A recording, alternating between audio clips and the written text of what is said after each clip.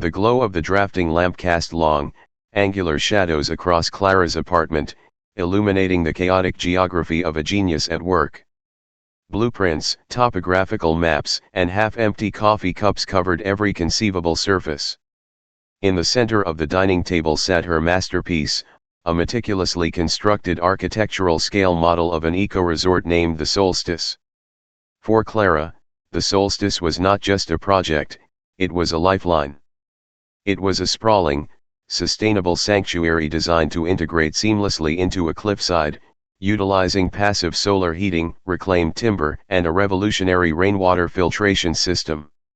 It was the culmination of 3 years of grueling, sleepless nights at Harrison and Vance Architects. More importantly, it was her golden ticket. Mr. Harrison had promised that whoever won the bid for this international project would be named the firm's newest junior partner. Clara adjusted her glasses, her eyes burning with exhaustion, and carefully glued a tiny, artificial pine tree next to the model's geothermal hot spring. "You know, if you squint, you look exactly like a mad scientist," a melodic voice chimed from the doorway. Clara didn't need to look up to know who it was. Elena. Elena breezed into the apartment like a breath of fresh, expensive air. She wore a tailored crimson trench coat that perfectly complemented her dark, glossy hair. Elena had been Clara's best friend since middle school. Where Clara was the introverted, awkward girl who preferred the rigid logic of geometry, Elena was the radiant, charismatic social butterfly who could charm her way out of a parking ticket and into a VIP lounge. They were two halves of a whole, or so Clara had always believed. "I brought sustenance," Elena said, lifting a brown paper bag from a high-end bakery. "Croissants, double-shot espresso, and my sparkling company." "You look like a corpse, Clara." "A very talented corpse, but a corpse nonetheless." Clara smiled faintly, finally stepping back from the model. "The pitch is tomorrow at 10 a.m. I just need to review the structural integrity slides one more time. The cantilevered balconies are tricky to explain to the board." Elena set the bag down and walked over to the model, her eyes scanning the delicate woodwork. For a fraction of a second, an unreadable emotion, something sharp and cold, flitted across Elena's flawless features. But it vanished as quickly as it appeared, replaced by a warm, supportive smile. "It's incredible, Clara." "Really? But you're burning out," Elena murmured, placing a manicured hand on Clara's tense shoulder. "And you're neglecting your personal life. Mark called me earlier." Clara's stomach dropped. Mark? Her fiancé. He was a handsome, moderately successful financial analyst who had been her rock. But lately, the pressure of the Solstice had driven a wedge between them. Cancelled date nights, missed dinners, and Clara's constant exhaustion had taken their toll. "What did he say?" Clara asked, suddenly feeling the weight of her guilt. Elena sighed, a soft, sympathetic sound perfectly calibrated to sound like a concerned friend. "He's just frustrated. He feels like he's second place to a pile of balsa wood. He even asked me if I thought you two were rushing the wedding. I told him he was being ridiculous, of course, and that you're just under a lot of pressure. But Clara, you need to sleep. You're becoming paranoid and obsessive." Clara rubbed her temples. Was she? She had been feeling unusually anxious lately, misplacing files, forgetting conversations. She had chalked it up to stress. "I'll make it up to him," Clara said, her voice trembling slightly. "After tomorrow. When I make partner, everything will change. We'll go to Paris. Just the two of us." "Exactly," Elena soothed. "But tonight, you rest. Look at your hands, they're shaking. I'm going to make you my special chamomile and valerian root tea. You're going to drink it, back up your files, and sleep for 8 hours. I'll sleep on the couch and make sure you're up by 8 o'clock a.m. Clara felt a rush of overwhelming gratitude. "What would I do without you, Elle? You'd be completely lost," Elena smiled, turning toward the kitchen. The water began to boil. The light hitting Clara's eyelids wasn't the soft, gray light of dawn. It was the harsh, blinding yellow of mid-morning. Clara gasped, sitting up in bed.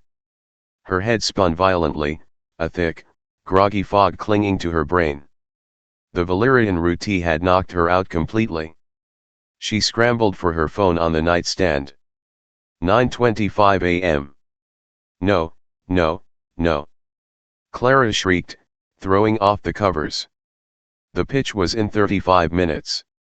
She bolted out of the bedroom. Elena. Why didn't you wake me? The apartment was dead silent. The couch was perfectly made. Elena was gone. Panic, icy and absolute, seized Clara's chest. She sprinted to her dining table. The Solstice model was still there, but her laptop, the one containing the 80-page slide deck, the financial projections, and the CAD renderings, was dark. Clara slammed her finger onto the power button. Nothing. She plugged in the charger. The screen flickered, and a chilling error message appeared in white text over a stark blue background: operating system not found. Boot drive corrupted. Oh God. Please, no, Clara whispered, tears of sheer terror pricking her eyes. Her hands shaking uncontrollably, she dug through her messy tote bag for her silver backup hard drive. She always kept a backup. Always. She emptied the bag onto the floor. Pens, lip balm, receipts cascaded over the hardwood. The silver hard drive was gone. She grabbed her phone and dialed Elena. Straight to voicemail. She dialed Mark. Straight to voicemail. There was no time to think. She threw on the wrinkled blazer she had draped over a chair, grabbed the physical model of the Solstice, which was heavy and awkward to carry, and ran out the door. The commute was a blur of frantic taxis, blaring horns, and hyperventilation. Clara arrived at the towering glass skyscraper of Harrison and Vance Architects at exactly 10:07 a.m. Clara practically kicked the elevator doors open when she reached the 40th floor. She rushed down the sleek, minimalist hallway toward conference room A. As she approached the frosted glass walls of the boardroom, she slowed down. Her breath hitched in her throat. Through the clear glass door, she saw the firm's senior partners sitting around a massive oak table, captivated. And standing at the front of the room, operating the projector with effortless grace, was Elena. Elena was wearing a stunning, sharp pantsuit. She was clicking through Clara's slides. The exact slides that were supposedly corrupted. Clara couldn't hear the audio through the thick glass, but she could read Elena's lips. She watched her best friend gesture to the cantilevered balconies, explaining the structural integrity with the exact phrasing Clara had practiced aloud in her apartment 100 times. Clara's mind fractured. She pushed open the heavy glass door. The room fell silent. 10 pairs of eyes turned to Clara.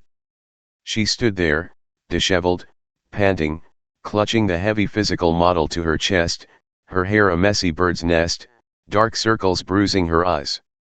She looked exactly like the mad scientist Elena had joked about. Clara, Mr. Harrison said, his voice laced with pity and severe disapproval. What are you doing here? You're supposed to be at the clinic. The clinic. Clara stammered, stepping forward. She pointed a shaking finger at Elena. What is she doing? Those are my designs. She stole my hard drive. Elena's face contorted into a mask of deep, agonizing sorrow. She stepped away from the projector, rushing toward Clara like a concerned caretaker. Clara, honey, please, Elena whispered, loud enough for the board to hear. You're confused again. Remember our talk last night? You were having palpitations. You couldn't stop crying. You handed me the drive and begged me to deliver the pitch for you. I did no such thing. Clara screamed, the volume of her own voice shocking her. You drugged my tea. You stole my life's work. Mr. Harrison stood up, signaling for the security guard stationed by the elevators. "Clara, that is enough." Elena came to me at 8 a.m. She showed me the emails you sent her at 3 o'clock in the morning, officially transferring the intellectual property of the Solstice to her as a co-collaborator because you felt you were having a nervous breakdown. Emails? I didn't send any emails. She must have used my laptop when I passed out. Clara's voice cracked. She looked at the partners, people she had worked with for years. They didn't see a brilliant architect. Thanks to the seeds Elena had been planting for months behind Clara's back, they saw a woman cracking under the pressure. A woman losing her grip on reality. "Ms. Vance," the security guard said softly, placing a firm hand on Clara's arm. "Let's go downstairs. It's my design." Clara sobbed as she was gently, but forcefully, pulled backward. The physical model of the Solstice slipped from her sweaty grasp, crashing onto the marble floor. The tiny, delicate pieces of bamboo and glass shattered into 100 irreparable fragments. Elena looked down at the broken model, and then looked up at Clara as the door closed. For one fleeting second, the mask slipped. Elena smiled. It was a cold, victorious smirk. Clara didn't remember the walk home. The world had lost its color, reduced to a muted, buzzing static. Fired. Disgraced. Betrayed by the person she trusted most in the world. She needed Mark. She needed him to hold her, to tell her they would hire a lawyer, that they would fight this. Mark knew how hard she worked. Mark knew Elena. He would see through the lies. She turned the key in the lock of her apartment. It was 1 p.m. The apartment was still messy with blueprints, but the empty space on the dining table where the model used to sit felt like a crater. Clara took off her shoes. As she did, she noticed something in the hallway. A pair of men's leather Oxfords. Mark's. He had come home early. A wave of relief washed over her. She walked quietly down the hall toward the bedroom, desperately wanting to just collapse into his arms. But as she reached the slightly ajar bedroom door, she heard a sound that made the blood in her veins freeze solid. Laughter. Soft, breathless, intimate laughter. Clara pushed the door open by an inch. The blinds were drawn, but there was enough light to see clearly. Mark was sitting on the edge of their bed, his shirt unbuttoned. Sitting on his lap, her arms wrapped tightly around his neck, was Elena. She had taken off the crimson trenchcoat. Clara couldn't breathe. Her vocal cords were paralyzed. "You should have seen her face, Mark," Elena purred, tracing the line of Mark's jaw. She looked completely insane. Harrison bought the whole concerned best friend act hook, line, and sinker. Mark chuckled, a dark, cynical sound Clara had never heard from him before. He leaned in and kissed Elena's neck. "I told you it would work. She's too trusting. Too obsessed with her little drawings to see what was happening right in front of her. The severance package Harrison is giving her should cover the rest of my lease," Elena said, running her fingers through his hair. "And once I get the partner bonus for the Solstice, we can finally put a down payment on that house in the hills. No more sneaking around this cramped, depressing apartment. God, I'm so glad I don't have to pretend to care about sustainable bamboo anymore," Mark groaned, pulling Elena closer. "You're brilliant, you know that. You took everything from her in one morning." "I didn't take anything," Elena whispered back, kissing him deeply. "I just claimed what was always supposed to be mine." Standing in the hallway, Clara felt something inside her snap. It wasn't just a break, it was an annihilation. The Clara who loved Mark, the Clara who trusted Elena, the Clara who wanted to build beautiful things for the world, that woman died right there on the hardwood floor. She didn't burst in. She didn't scream or cry or demand answers. She realized, with absolute clarity, that tears were for the powerless. Clara stepped back, silent as a ghost, and walked out of the apartment. She closed the front door without making a single sound. As she stood on the city street, the numb shock faded, replaced by something entirely new. It was a cold, razor-sharp clarity. A profound, terrifying calmness. Elena wanted Clara's life. She could have it. She could have the job, the money, and the treacherous fiancé. Because Clara was an architect. She knew how to build things from the ground up. But more importantly, she knew exactly where to strike a foundation to make an entire structure collapse into dust. Elena had stolen her life. So Clara was going to destroy hers. 6 months. 182 days since the world as Clara knew it had simply ceased to exist. If you asked a physicist, they would tell you that a free fall ends when an object hits the ground. But human misery doesn't obey the laws of physics. Clara had learned that rock bottom wasn't a solid floor you crashed into, it was a dark, suffocating swamp that you sank into, inch by agonizing inch, until the mud filled your lungs and you forgot what the sun looked like. Her new reality was a stark, cruel contrast to the luminous future she had built. She lived in a cramped, 200-square-foot studio apartment in a decaying building on the industrial edge of the city. The walls were painted a sickly, institutional beige, peeling at the corners to reveal water damage that smelled faintly of mildew and defeat. The radiator hissed a constant, mocking tune, providing noise but no actual heat. The severance package from Harrison and Vance had been swallowed whole by aggressive legal fees. Clara had tried, desperately, to fight the termination. She had hired a lawyer to prove the intellectual property theft, but Elena had been flawlessly thorough. The emails transferring the solstice rights had originated from Clara's own IP address, sent at 3:14 a.m. on the morning of the pitch, a time when Clara had been heavily sedated by Elena's spiked valerian tea. Mark had testified against her, claiming Clara had been exhibiting severe paranoid delusions for months. Her therapist, whom Elena had helpfully recommended a year prior, handed over notes detailing Clara's stress-induced anxiety. To the legal system, Clara wasn't a victim of theft. She was a tragic, unstable woman who had suffered a nervous breakdown and was now trying to ruin her best friend's career out of petty jealousy. The lawsuit was dismissed. The legal bills bankrupted her. Now, Clara worked as an anonymous freelance data entry clerk for a logistics company, spending 10 hours a day typing shipping manifests into a gray spreadsheet.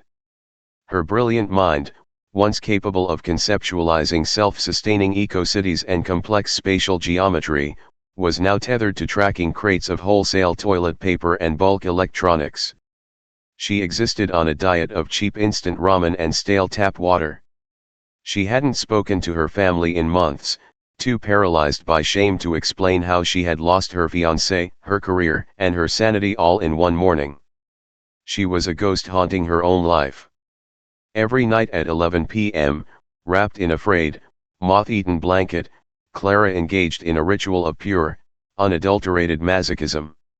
She opened her cracked, second-hand laptop bought from a pawn shop after hers was corrupted and brought up a fake social media profile she had created under the name Jane Doe. Through Jane's hollow eyes, Clara watched Elena live her stolen life. Elena hadn't just taken the job and the man, she had devoured Clara's entire envisioned future and worn it like a custom-tailored gown. Click. A photo of Elena and Mark on a yacht in Santorini. The caption read, "Celebrating my promotion to junior partner with the love of my life. Hashtag blessed, hashtag the solstice, hashtag Harrison and Vance." Click.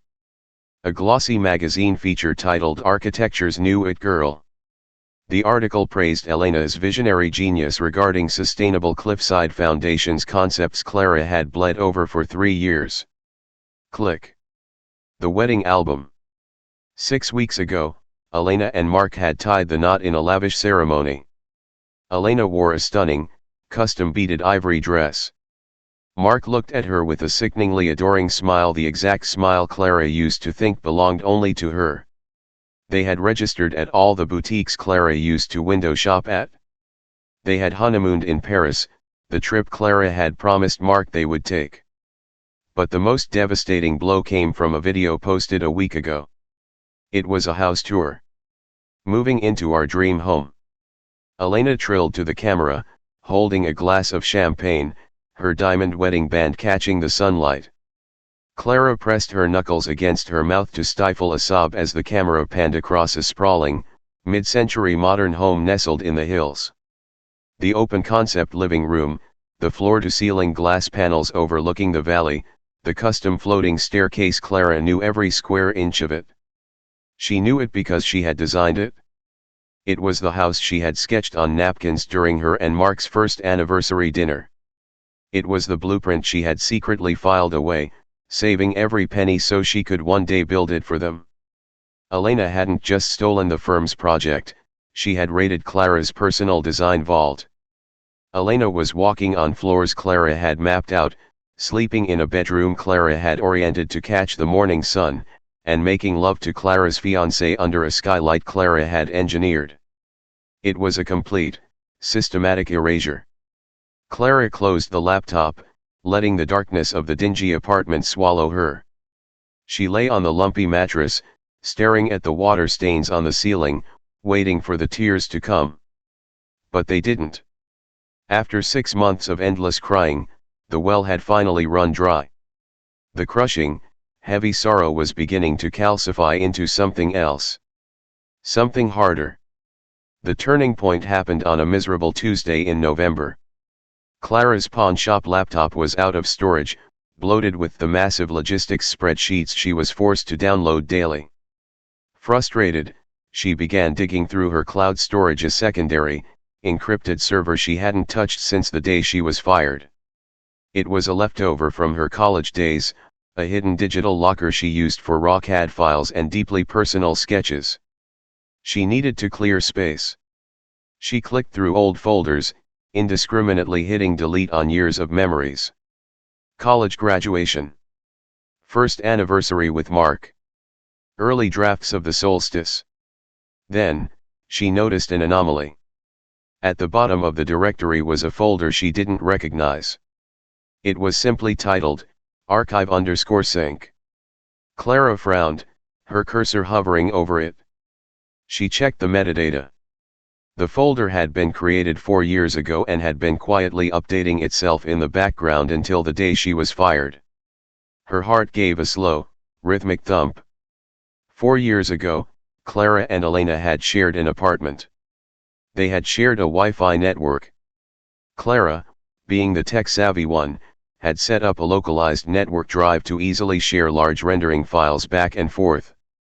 What Clara hadn't realized was that she had accidentally left an automatic backup script running on the router, a script that mirrored the temporary cache files of any device connected to the network, funneling them into this encrypted cloud vault. Clara double-clicked the folder. Her screen populated with thousands of text files, cached images, and fragmented data logs. It was a digital graveyard of Elena's old phone and laptop activity. Clara's breath hitched. She clicked on a cached text log dated 3 years ago, shortly after Clara had started dating Mark. Elena_I'm Sage_cache_0412. Elena, he's handsome. Too good for her. She's going to bore him to death with her geometry talk. Unknown number, so what are you going to do about it? Elena, watch and learn. I'm going to make him realize she's married to her work. Just need to plant the seed. Clara's blood turned to ice. She opened another file, this one from 2 years ago, when Clara first pitched the idea of the solstice to Mr. Harrison. Elena_search history_cache_1105. Search, how to induce severe anxiety in a roommate. Search, gaslighting techniques in relationships. Search, untraceable sleep aids to mix in tea. Search, how to copy files from a locked Mac without password. Clara sat back, her hands trembling violently. The air in the tiny apartment felt dangerously thin. She spent the next 14 hours locked in a trance, fueled by stale coffee and adrenaline, piecing together the shattered fragments of the greatest betrayal she had ever known. It wasn't a crime of opportunity. Elena hadn't just seen Clara stressed and decided to steal her pitch on a whim. It was a long con. A meticulous, predatory, years-long operation.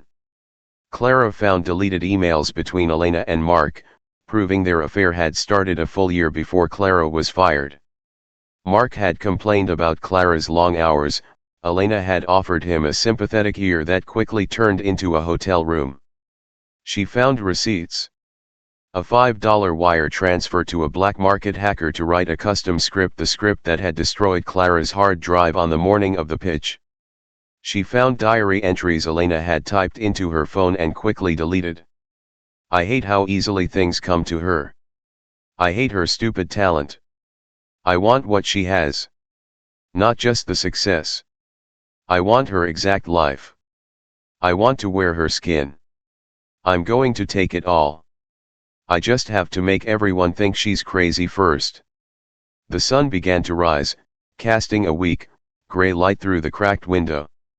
Clara sat perfectly still, staring at the glowing screen.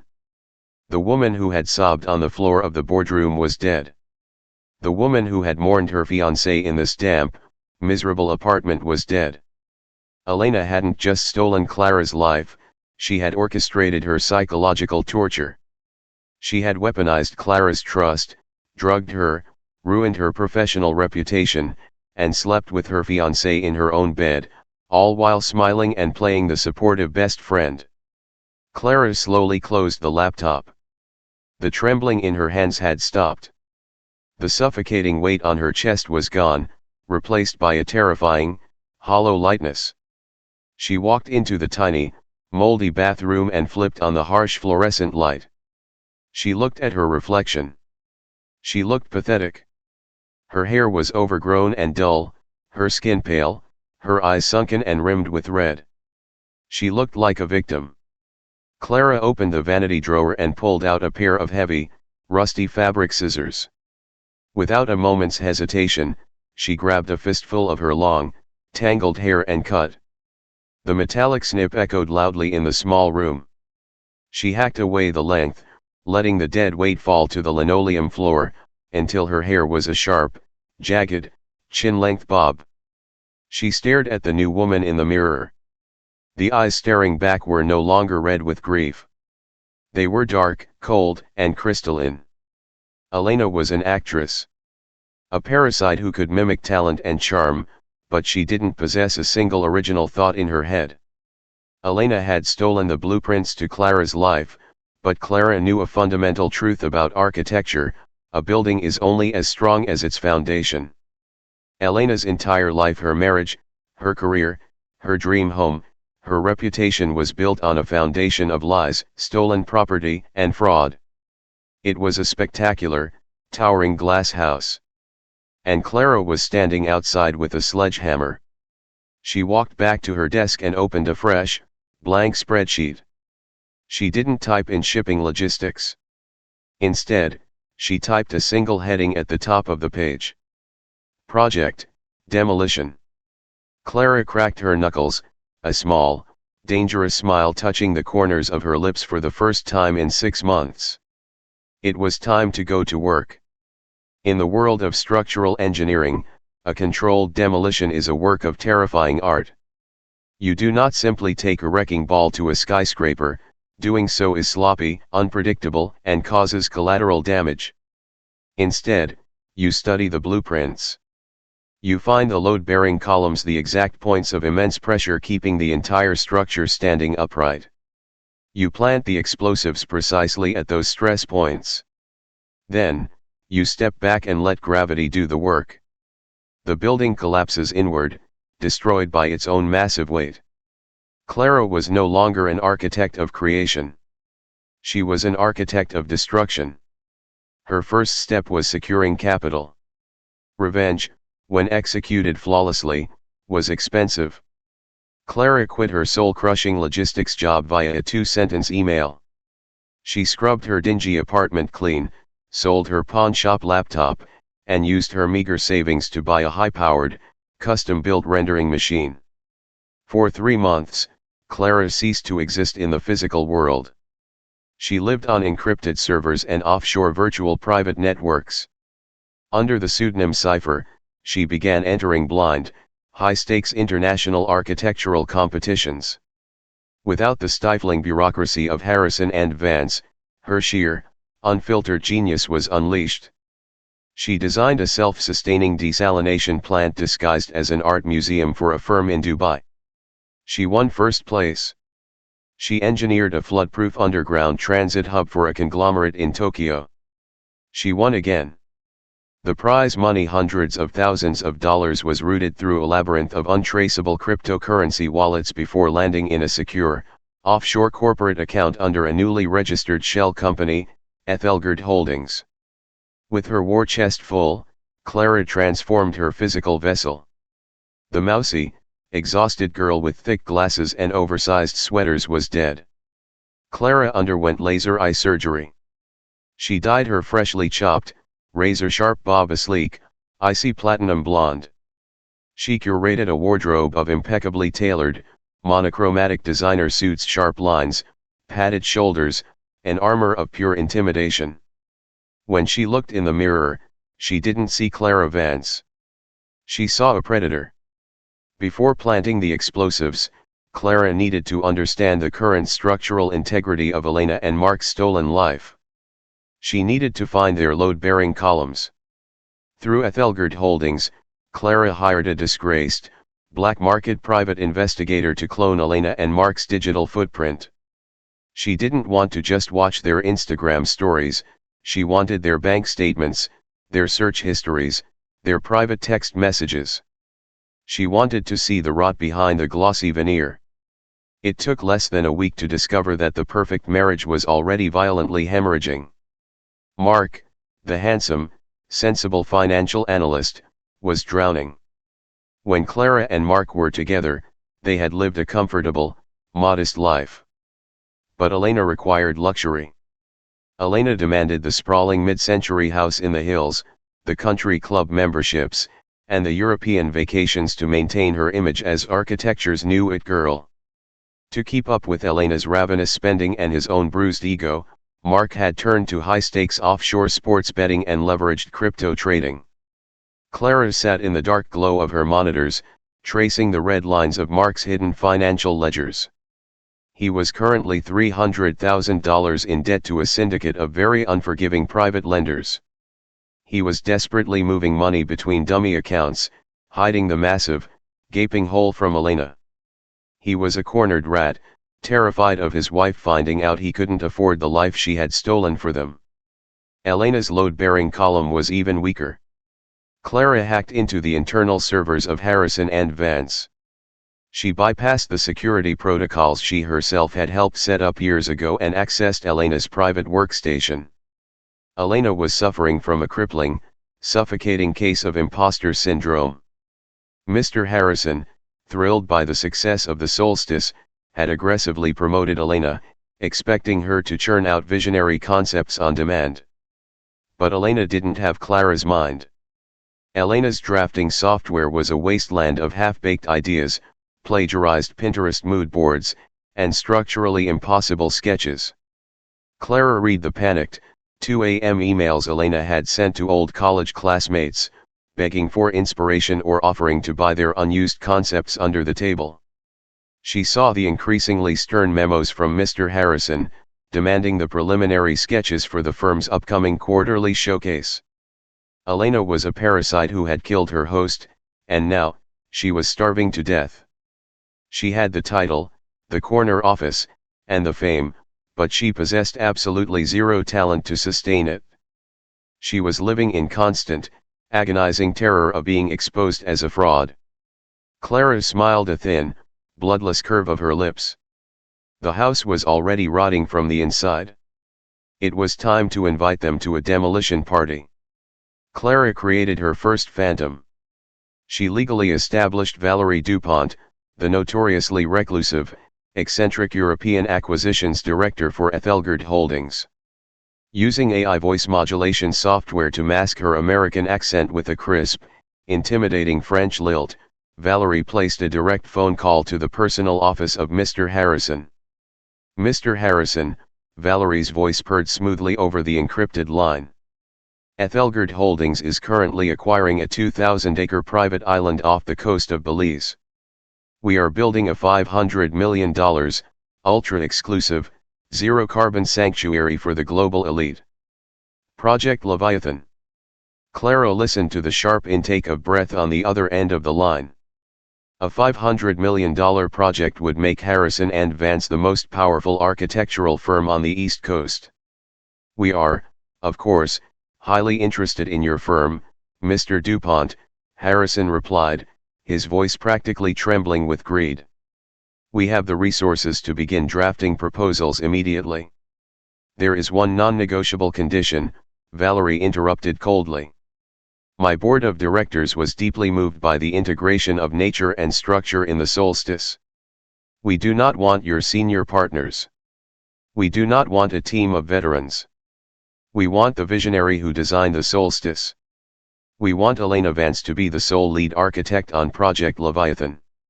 If she is not the lead, Ethelgard will take our $500 million elsewhere. Done, Harrison agreed instantly. Elena is our brightest star. She will exceed your expectations. Clara hung up the phone. She leaned back in her leather ergonomic chair, staring at the ceiling. The trap was set. Over the next 48 hours, Clara monitored the internal communications at Harrison and Vance. It was absolute chaos. Mr. Harrison called Elena into his office and dropped Project Leviathan onto her desk. It was the opportunity of a lifetime. It was guaranteed wealth. It was a career-defining monument. It was also a death sentence for Elena. Through Elena's webcam, which Clara had silently activated, she watched her former best friend return to her corner office. Elena locked the door, pulled the blinds shut, and collapsed into her expensive leather chair. She buried her face in her hands, her shoulders heaving with silent, hyperventilating sobs. Elena knew the truth. She couldn't design a multi-million-dollar eco-sanctuary. She didn't even know the first thing about oceanic foundation settling or tropical wind shear resistance. If she declined the project, Harrison would know she was a fraud and fire her. If she accepted it and failed, the firm would lose a $500 million contract, and she would be blacklisted from the industry forever. Elena was trapped in a burning room with no exits. When a drowning person is going under for the third time, they don't check to see if the life preserver thrown to them is covered in poison. They just grab it. Clara knew Elena would never try to design Leviathan herself. The stakes were too high. Elena would do exactly what she had done to Clara, she would look for someone else's brilliance to steal. But this time, she couldn't drug a roommate. She needed a ghost.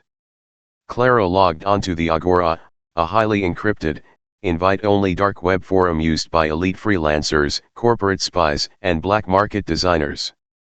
Clara created a sleek, minimalist profile under the alias Archon. Her portfolio consisted of heavily watermarked, breathtakingly complex architectural renderings, the very designs that had won her those international blind competitions.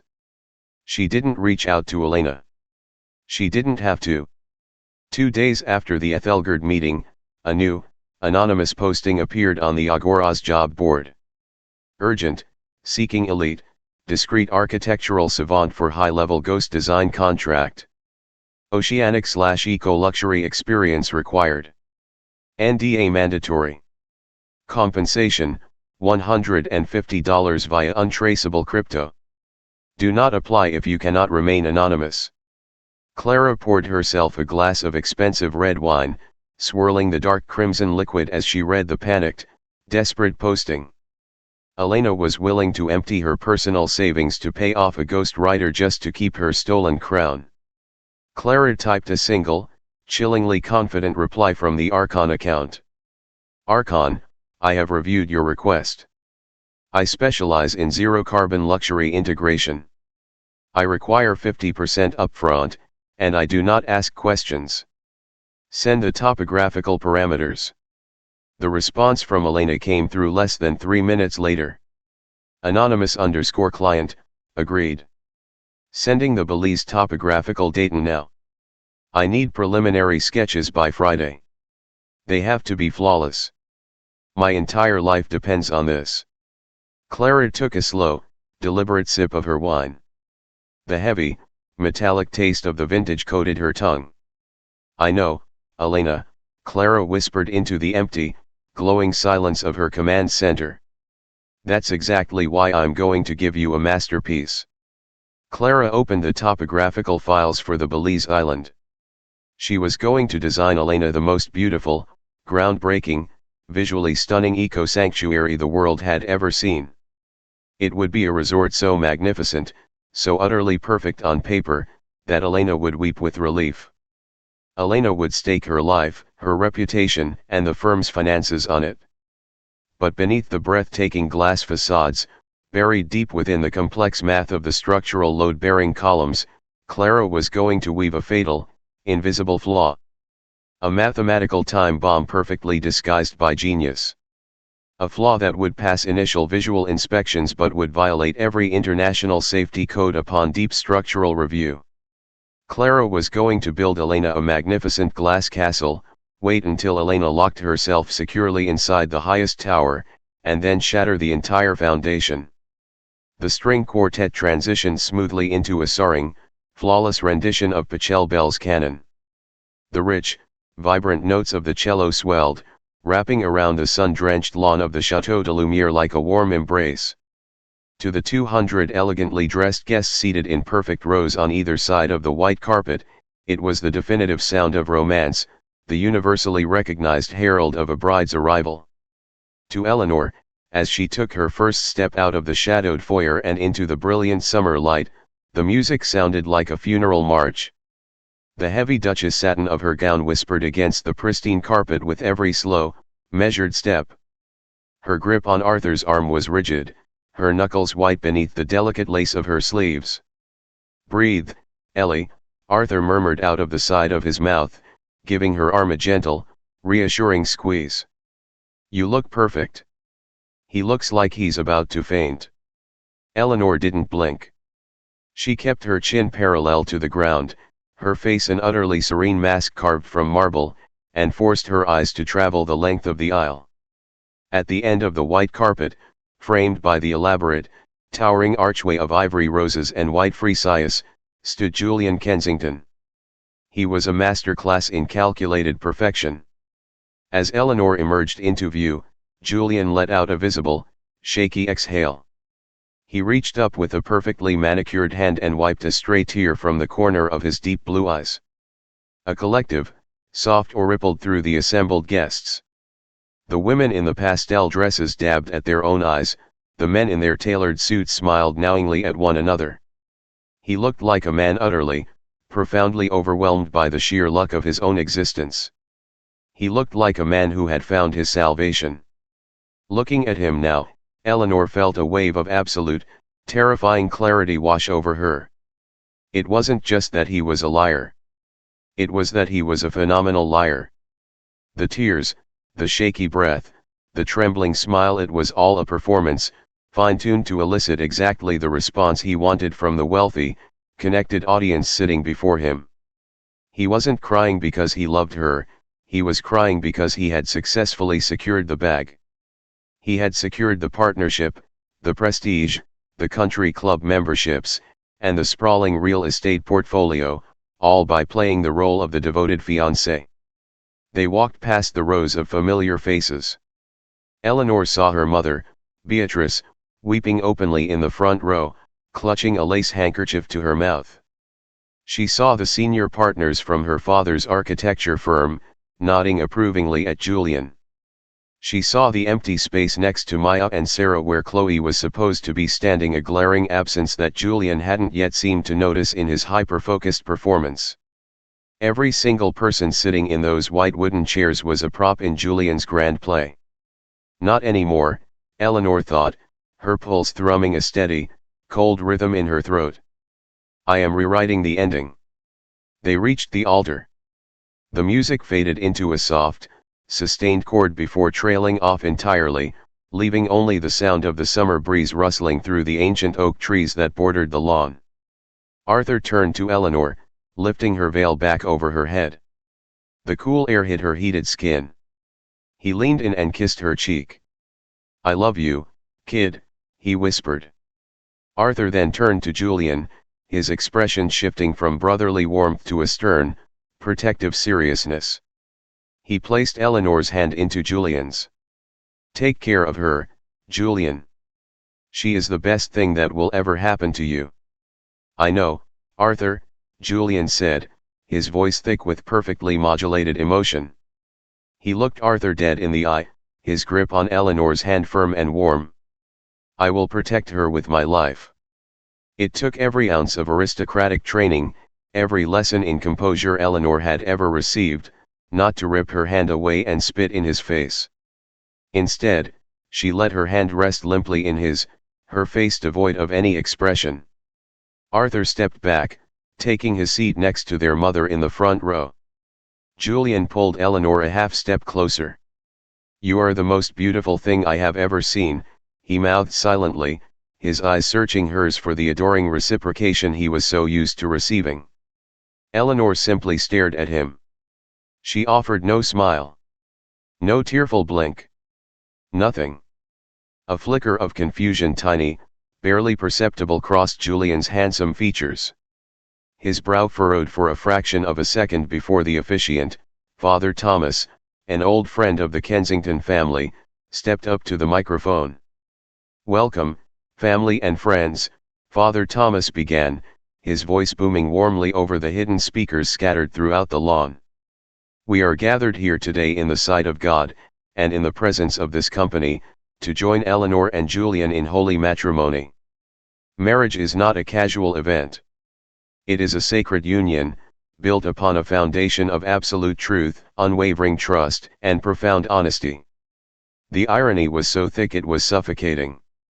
Eleanor felt a hysterical, dark laugh bubbling up in her throat, but she swallowed it down, keeping her eyes locked on Julian. Julian was nodding solemnly at the priest's words, playing the role of the pious, attentive groom. Father Thomas continued, speaking of duty, of forsaking all others, of weathering the storms of life together. It took 10 agonizing minutes to reach the precipice of the ceremony. "Julian," Father Thomas said, turning with a warm smile. "Have you prepared your own vows?" "I have," Julian said. He didn't reach for a piece of paper. He had memorized them. Of course he had. A good lawyer never reads off index cards during his closing argument.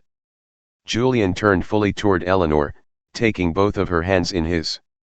He took a deep breath, letting the silence stretch just long enough to ensure every single person on the lawn was hanging on his every word.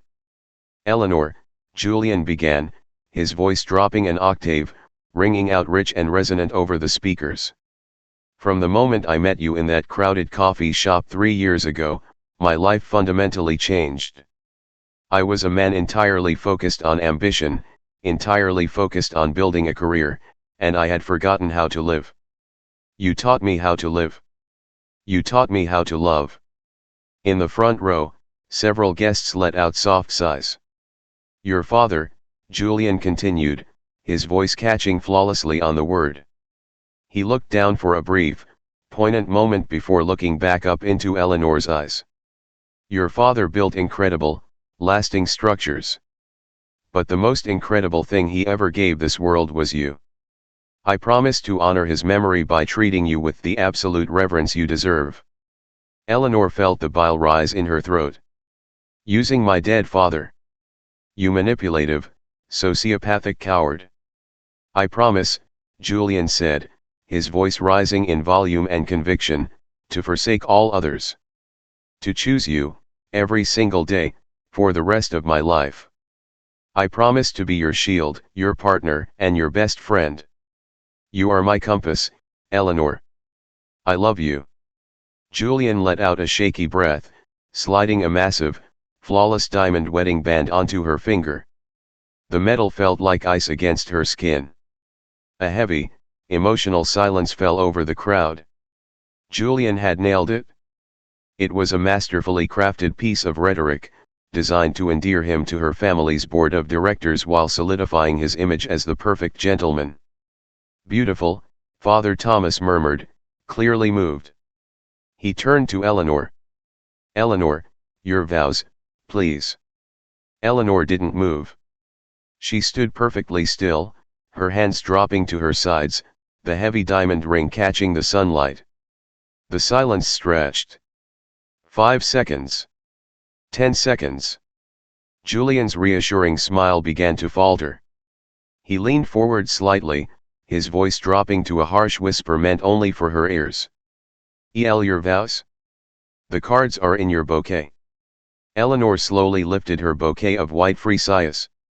Tucked inside the green stems were 2 small, cream-colored index cards, painstakingly written out the night before. She pulled the cards out. She didn't look at them. Instead, she let her fingers go slack. The thick cardstock slipped from her grasp, fluttering down to land softly on the pristine white carpet. A collective gasp echoed from the front rows. Beatrice sat bolt upright, her hand flying to her chest. Arthur frowned, leaning forward in his seat. "Eleanor," Julian whispered, genuine panic finally bleeding into his perfect facade. "What are you doing? Are you sick?" "I don't need those," Eleanor said. Her voice wasn't amplified by the microphone, but it was loud enough for Father Thomas and the front row to hear. She slowly turned her head away from Julian. She looked past the rows of stunned guests, past her terrified mother and her confused brother. She looked all the way to the back of the lawn, where a small white tent had been set up for the audiovisual team.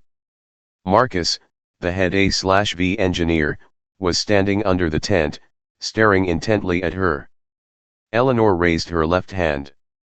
Slowly, deliberately, she reached up and brushed her fingertips against her pearl earring.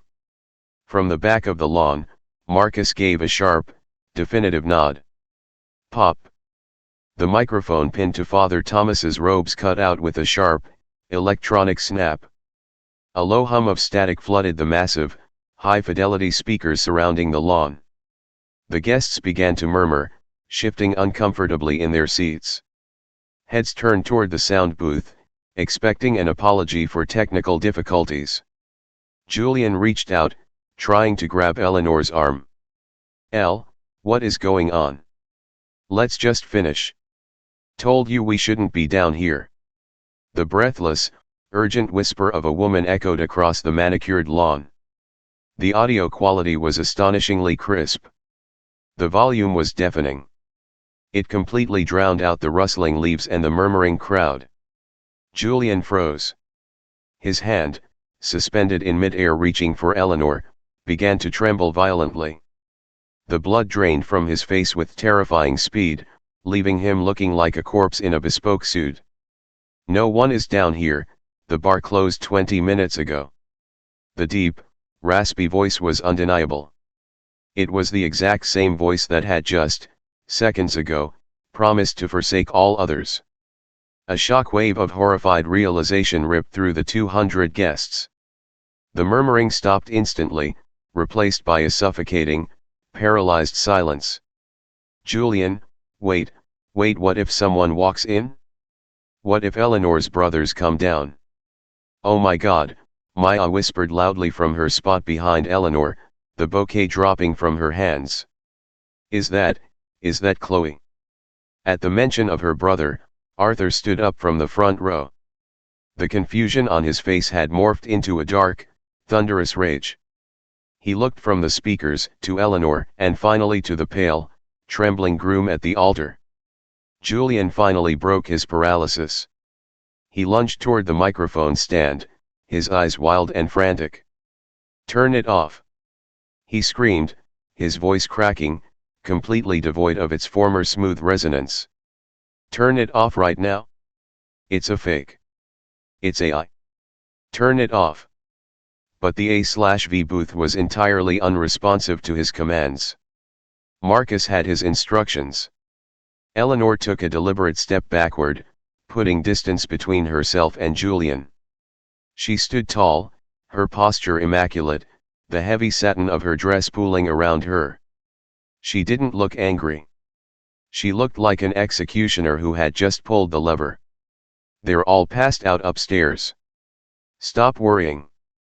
Julian's voice continued to blare, cruel and dismissive, shredding his carefully cultivated image into a million irreparable pieces. This has to end today, Chloe. Once I put that ring on Eleanor's finger tomorrow, we are done. Completely. No more hotel rooms, no more sneaking around. Beatrice let out a horrified, strangled sob, burying her face in her hands.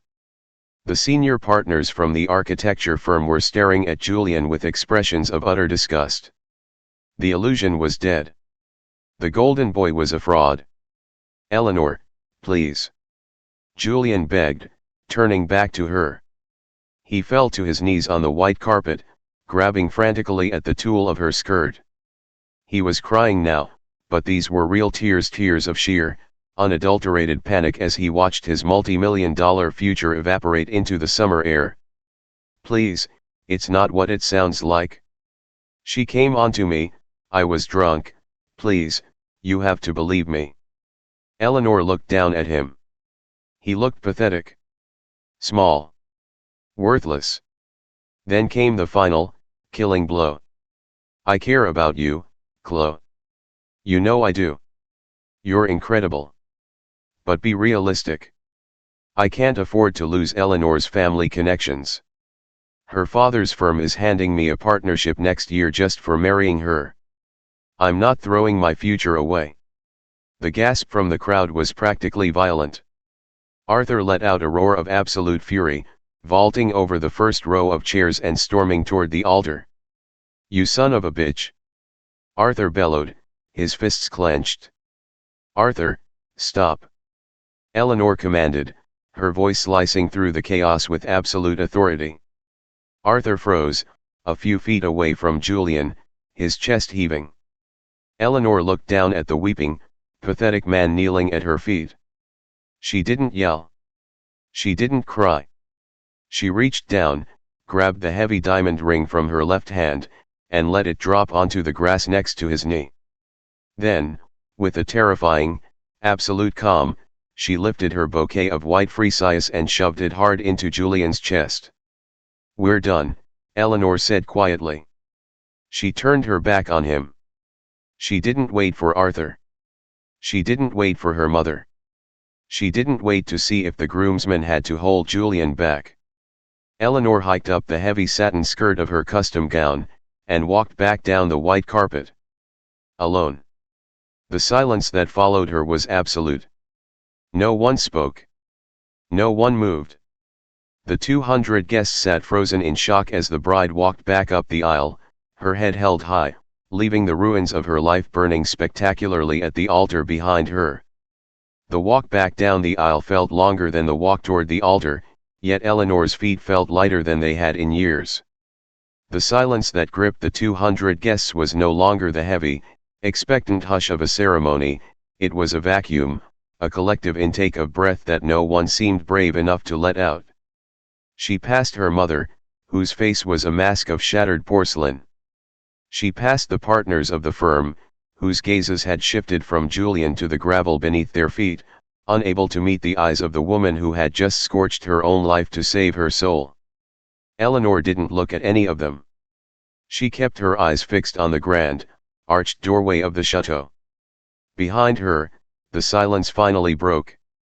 It began with a low, guttural roar from Arthur, a sound of protective fury that surely preceded Julian being hauled to his feet by his lapels. Then came the whispers, a localized storm of gossip that ignited like wildfire across the rows of white chairs. She heard Julian's voice one last time, a high-pitched, desperate wail, Eleanor. Eleanor, please, just let me explain. She didn't stop. She didn't flinch. The heavy doors of the chateau loomed ahead, and as she crossed the threshold, the cool, dim air of the foyer swallowed the chaos of the lawn. Standing by the grand staircase was the estate manager, a man who had seen 1,000 weddings but never one that ended in a digital execution. He looked at Eleanor, his eyes wide, his mouth slightly agape. "My car," Eleanor said. Her voice was steady, devoid of the tremors that should have plagued a woman who had just ended her engagement via public broadcast. "The black sedan I requested to be idling at the side entrance. Is it there?" "Yes, miss, yes, Eleanor," the manager stammered, stepping aside. "It's been waiting since the ceremony began."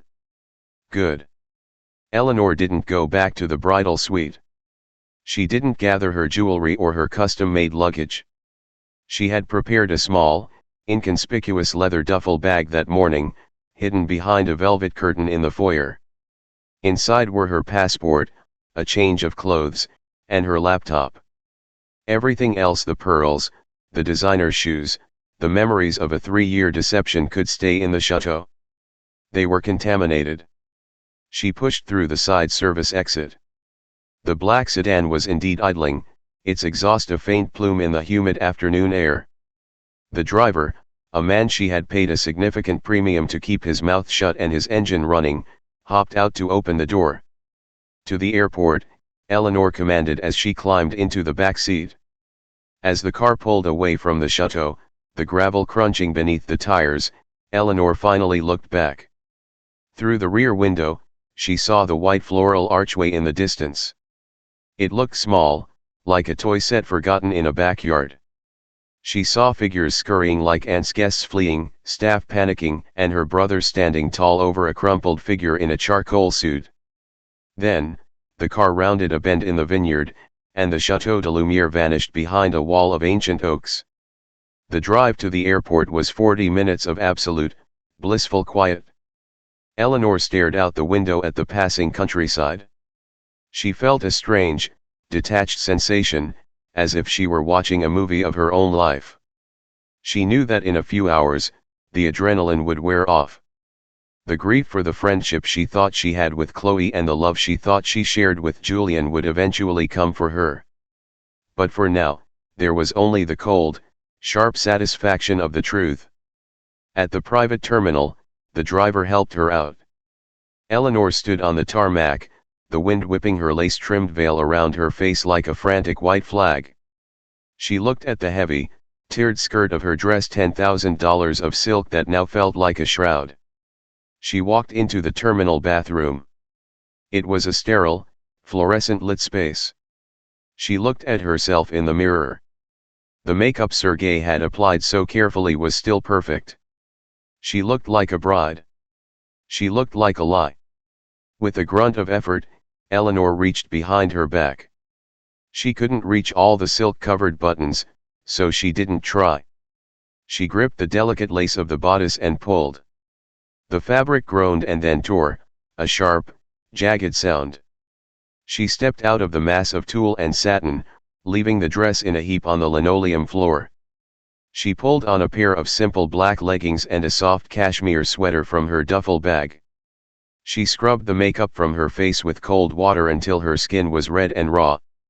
She unpinned the veil and dropped it into the trash can, right on top of a discarded coffee cup. When she walked back out to the waiting jet, the one originally chartered for their honeymoon, she was just Eleanor. No title. No bride-to-be. Just a woman with a passport and a very long flight ahead of her. 2 days later. The Maldives were exactly as the brochures promised, an impossible gradient of turquoise and sapphire, where the sky and the ocean blurred into a single, infinite horizon. Eleanor sat on the deck of her overwater villa, her feet dangling over the edge toward the warm Indian Ocean. The sun was beginning its slow, golden descent, painting the clouds in shades of bruised purple and orange. On the teak table beside her sat a single cocktail, a dark rum punch with a slice of lime, and her phone. She hadn't turned the device on since she landed. She knew what was waiting for her. There would be hundreds of missed calls from her mother, ranging from hysterical to supportive. There would be dozens of voicemails from Julian, likely a mix of pathetic apologies and legal threats. There would be messages from Chloe, probably pleading for her sister to understand the mistake. And Arthur would have sent a single text telling her that Julian had been barred from the firm and that his belongings had been sent to a local dumpster. Eleanor picked up the phone. She didn't check the messages. She didn't look at the news alerts that surely mentioned the wedding of the year ending in a scandal. Instead, she went to her saved audio files. She looked at the icon for the voicemail. The file that had ruined everything. Or rather, the file that had saved her from a lifetime of being a pawn in someone else's game. She hovered her thumb over the delete button. For a moment, she remembered the way Julian used to look at her, the way he would tuck a lock of hair behind her ear and tell her she was his entire world. She wondered if any of it had been real, or if he was just that good of an actor. She thought of Chloe, the girl who knew all her secrets, and realized that Chloe had been the biggest secret of all. Eleanor felt a single tear track down her cheek, the first one she had allowed herself. It was a small, quiet tribute to the girl she used to be, the one who believed in fairy tales and lifelong best friends. Then, she pressed delete. File permanently deleted, the screen whispered back. Eleanor stood up, picked up her drink, and walked to the edge of the deck. She tossed the phone into the deep, dark blue of the ocean. It vanished with a tiny, insignificant splash. The sun dipped below the horizon, and for the first time in her life, Eleanor wasn't looking for a compass. She wasn't looking for a partner to tell her where to go or a friend to validate her choices.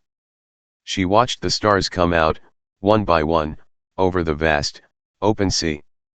She had lost a wedding, but she had found her life. And as the warm tropical breeze brushed against her skin, Eleanor smiled. It was the first real smile she had worn in a long, long time.